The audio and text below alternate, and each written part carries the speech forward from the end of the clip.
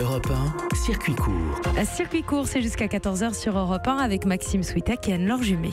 Le portrait.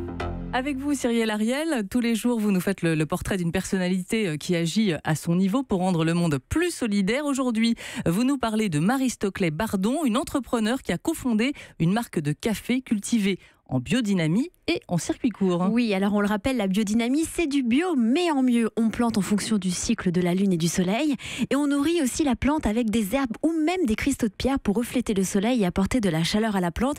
Et c'est une culture, comme vous l'avez dit, effectivement en circuit court. Ici, on aime bien dans cette émission. Ça veut dire adieu la vingtaine d'intermédiaires, justement des circuits traditionnels. Le but est d'acheter directement le café à la coopérative indienne des fermiers au sud-est de l'Inde, dans la vallée d'Araku. Aujourd'hui, Araku Café compte 8 salariés en France et fait vivre 500 familles de fermiers. Et rejoindre cette aventure entrepreneuriale à 49 ans, après avoir occupé justement pendant 8 ans des postes de direction dans le monde de la gastronomie, eh bien ça s'est fait de manière naturelle pour Marie-Stocley Bardon. C'était à la fois la réconciliation pour moi de ma passion pour la gastronomie et aussi de convictions personnelles autour de la responsabilité environnementale et sociale et du fait que j'ai envie de laisser à mes enfants une planète à la fois plus responsable, plus respectueuse de l'environnement, plus respectueuse des hommes.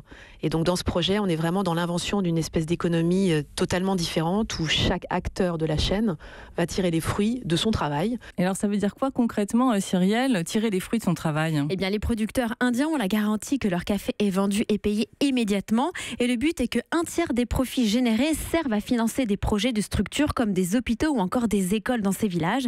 Et à noter aussi que même les capsules sont biodégradables, compostables et sans aluminium.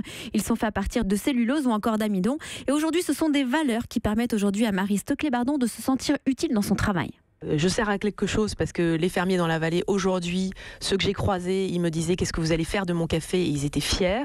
Ils étaient fiers aussi de pouvoir agir sur leur vie et de vivre mieux aujourd'hui qu'il y a 15 ans. Et puis je regarde mes enfants en me disant je vais leur transmettre à la fois la passion du travail bien fait et le goût de défendre notre planète pour un environnement et une société meilleure. Et d'ici 5 ans, celle qui se définit comme une monomaniaque de la gastronomie espère faire découvrir ce café issu du développement durable dans d'autres pays dans le monde.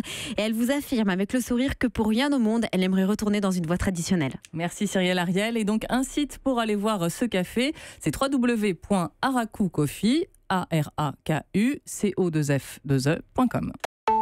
Europe 1.